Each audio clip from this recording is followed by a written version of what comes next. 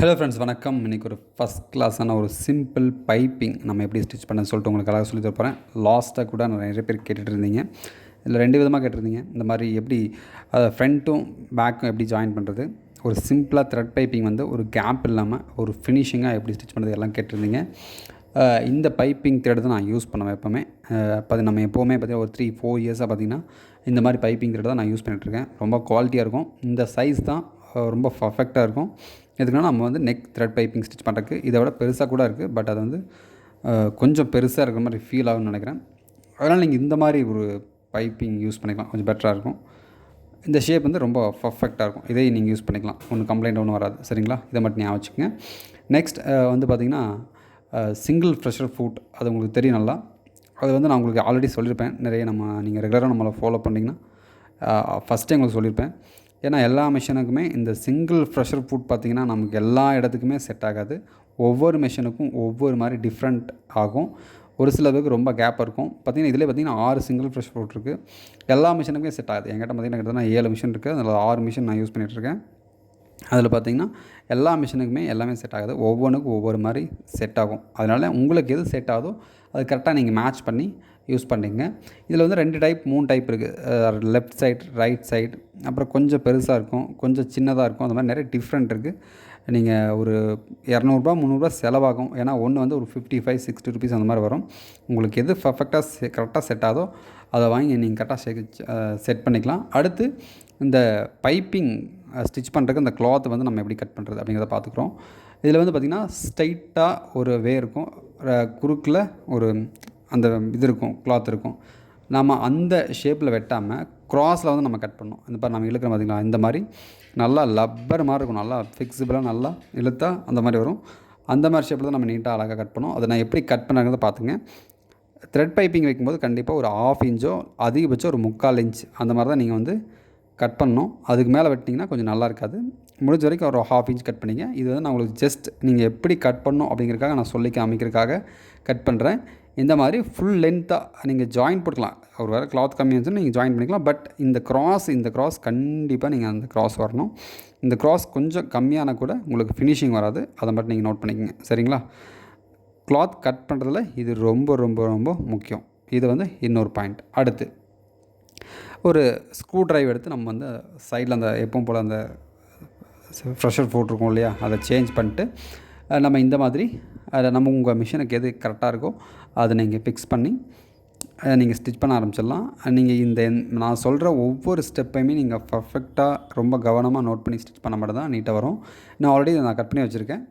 நான் ஃபஸ்ட்டு உங்களுக்கு அந்த லைனிங்கில் நான் கட் பண்ணி காமிச்சு பார்த்தீங்களா, அதே மாதிரி தான் கரெக்டாக சென்டரில் வச்சுக்கணும். சென்டரில் வச்சுட்டு கிளாத்தை வந்து நீங்கள் வந்து இழுக்கக்கூடாது. லைட்டாக நீங்கள் இழுத்தா கூட கண்டிப்பாக லூஸ் அடிக்கிறதுக்கு வாய்ப்பு அதிகமாக இருக்குது. அந்த கிளாத்தையும் இழுக்கக்கூடாது, பைப்பிங் த்ரெட் இருக்குது பார்த்தீங்களா, அதையும் நீங்கள் இழுக்கக்கூடாது. இது ரெண்டையுமே ஒரே மாதிரி ஈவனாக நீங்கள் ஸ்டிச் பண்ணிட்டு போனால் மட்டும்தான் பைப்பிங் வந்து இந்த கேப் விடாது. நிறைய பேர் கம்ப்ளைண்ட் சொல்லிட்டே இருப்பீங்க, கேப் வருது, கொஞ்சம் ஃபினிஷிங் வரல, ரொம்ப இழுத்த மாதிரி வருது, சுருக்கம், இதெல்லாம் இந்த இடத்துல நீங்கள் தப்பாக பண்ணால் மட்டும்தான் அந்த மிஸ்டேக் வரும். சரிங்களா? இது வந்து ஒரு ஸ்டெப், ரொம்ப முக்கியமான ஸ்டெப். இதை வந்து நீங்கள் செக் பண்ணி பார்த்துக்கலாம். ரொம்ப நீட்டாக வந்திருக்கா, கரெக்டாக வந்திருக்கா அப்படின்னு சொல்லிட்டு நீங்கள் ஒரு டைம் செக் பண்ணி பார்த்துட்டு அதுக்கப்புறம் நீங்கள் லைனிங் வச்சு ஸ்டிச் பண்ணலாம். ஸ்டிச் பண்ணுறதுலையும் அப்படி தான் ஒரு 2 மெத்தட் 3 மெத்தட் இருக்குது. அதில் இது ஒரு மெத்தட். சரிங்களா? லைனிங்கில் நம்ம ஸ்டிச் பண்ணி டைரெக்டாக அடித்து அப்படியே திருப்புறோம். இது ஒரு மெத்தட். இன்னும் நிறைய மெத்தட் இருக்குது. அது போக போக பார்க்கலாம். அது உங்களுக்கு நான் போக போக சொல்லித்தரேன். ஃபஸ்ட் இதை நீங்கள் ஸ்டிச் பண்ணும்போது கவனிக்க வேண்டியது, அந்த பைப்பிங் த்ரெட்டையும் நீங்கள் இழுக்கக்கூடாது, கீழே இருக்கிற லைனிங் கிளாத்தையும் இழுக்கக்கூடாது. ஒரு சில பேர் எனக்கு வந்து வாட்ஸ்அப்பில் வந்து எனக்கு சென்ட் பண்ணுவீங்க, நான் எப்படி ஸ்டிச் பண்ணியிருக்கேன் பாருன்னு சொல்லிட்டு. அது வந்து ஒரு மாதிரி எப்படி வளைவாக இருக்கும். அதுக்கு காரணம் வந்து என்னென்னு கேட்டிங்கன்னா, ஒன்று நீங்கள் பைப்பிங் த்ரெட்டை இழுத்துருப்பீங்க, இல்லைனா லைனிங் வந்து ரொம்ப இழுத்து ஸ்டிச் பண்ணியிருப்பீங்க. நான் உங்களுக்கு ஸ்டிச் பண்ணிட்டு காமிக்கிறேன் பாருங்கள். அந்த ஷேப் அப்படியே இருக்கும். அந்த யூ ஷேப் வந்து கொஞ்சம் கூட சுருக்கலாமல் பர்ஃபெக்டாக இருக்கும். அதுக்கு என்ன காரணம்? நான் இழுக்காமல் ஸ்டிச் பண்ணியிருக்கேன். நீங்களும் இதே மாதிரி ட்ரை பண்ணுங்கள். அடுத்து ஒரிஜினல் கிளாத்தையும் லைனிங் கிளாத்தையும் நீங்கள் ஸ்டிச் பண்ணும்போது அந்த கிளாத்தை நம்ம மேலே வச்சு அடித்த பக்கம் உள்பக்கம் போயிடணும். சரிங்களா? உள்பக்கம் போயிட்டு நீங்கள் ஸ்டிச்சிங் போடுறத வந்து நம்ம ஃபஸ்ட்டு அந்த பைப்பிங் கிளாத்தை அட்டாச் பண்ணுறதுக்கு ஸ்டிச் போட்டோம் பார்த்தீங்களா, அது மேலேயே போடணும். இல்லைனா கண்டிப்பாக உங்களுக்கு விலைக்கு வரக்கு வாய்ப்பு அதிகமாக இருக்குது. சரிங்களா? இதுதான் முக்கியமான ஒரு பாயிண்ட். இப்போ நான் சொல்கிறது இதெல்லாம் நீங்கள் கரெக்ட் கரெக்டாக ஃபாலோ பண்ணணும்.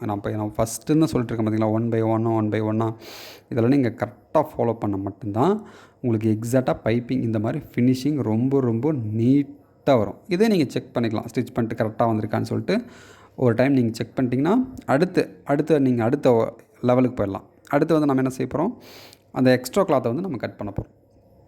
அந்த எக்ஸ்ட்ரா கிளாத்னால் அது நம்ம உள் பக்கம் நம்ம அடிச்சிருக்கோம் பார்த்தீங்களா, இதை வந்து கரெக்டாக ஒரு 6 இன்ச் மட்டும் நீங்கள் விட்டுட்டு கட் பண்ணிடலாம். அந்த பைப்பிங் கிளாத் எந்த அளவுக்கு இருக்கோ அந்த அளவுக்கு மட்டும் விட்டுட்டு கட் பண்ணிவிட்டு அந்த வளைவு பகுதியில் நம்ம கட்டிங் போடணும். அதை எப்படி கட் பண்ணுறேன்னு சொல்லிட்டு பார்த்துங்க. இது கட் பண்ணும்போது ரொம்ப கேர்ஃபுல்லாக கட் பண்ணுங்கள். ஏன்னா உங்களுக்கு கட் பண்ணும்போது அந்த நம்ம ஸ்டிச் போட்டிருப்போம் பார்த்திங்களா, அந்த ஸ்டிச்சை வந்து ஒரு வேளை கட் ஆகிடுச்சுன்னா கண்டிப்பாக ப்ராப்ளம் வரக்கு வாய்ப்பு அதிகமாக இருக்குது. சரிங்களா, அதை நீங்கள் செக் பண்ணிங்க. செக் பண்ணிட்டு இந்த தையல் பார்த்திங்கன்னா ஒரு மாதிரி க்ரிப் கொடுத்த மாதிரி நீங்கள் அடிக்கணும். நீங்கள் கையிலே பார்த்திங்கன்னா இந்த லெஃப்ட் ஹேண்ட் நான் யூஸ் பண்ணுறேன் பார்த்திங்களா, இந்த லெஃப்ட் ஹேண்ட் தான் நல்லா க்ரிப்பாக நீங்கள் பிடிச்சிட்டு நீங்கள் ஸ்டிச் பண்ணும்போது அந்த சுருக்கம் ஒரு வேளை இருந்தால் கூட சுருக்கம் போயிடும். அந்த தையல் போடும்போது ஊசியோட தையல்னு சொல்லுவாங்க நம்ம டைலரிங்கில், டெக்னிக்கல் வேர்டு என்னென்னு தெரில, ஊசியோட தையல்னு சொல்லுவாங்க. அந்த மாதிரி தையல் போட்டு முடிஞ்சால் ஒரு டைம் அயன் பண்ணிவிடுங்க. அயன் பண்ணாமலே நீட்டாக இருக்கும். இருந்தாலும் அயன் பண்ணிங்கன்னா இன்னும் பர்ஃபெக்டாக இருக்கும். த்ரெட் பைப்பிங்கில் இப்போ நான் சொன்ன எல்லா டிப்ஸையும் நீங்கள் கரெக்டாக ஃபாலோ பண்ணிங்கன்னா ஒரு துளி கூட மிஸ்டேக் வராது. 100% பர்ஃபெக்ட் ஃபினிஷிங்காக இருக்கும். நான் உங்களுக்கு அது எப்படி உள்பக்கம் எப்படி இருக்குது வெளிப்பக்கம் இருக்குது ஒரு டைம் காமிக்கிறேன் பாருங்கள். நீங்கள் இதை ஃபாலோ பண்ணி ட்ரை பண்ணுங்கள், கண்டிப்பாக நீட்டாக வரும். இந்த வீடியோ உங்களுக்கு யூஸ்ஃபுல்லாக இருக்குன்னு நீங்கள் நம்பினீங்கன்னா மறக்காமல் லைக் பண்ணுங்கள். அடுத்த வீடியோவில் சீக்கிரமாக மீட் பண்ணலாம். தேங்க்யூ. மறக்காமல் சப்ஸ்கிரைப் பண்ணிடுங்க. முடிஞ்சால் ஷேர் பண்ணுங்கள். உங்களுக்கு இதில் எந்த டவுட் இருந்தாலும் கேளுங்க, சொல்லித்தரேன்.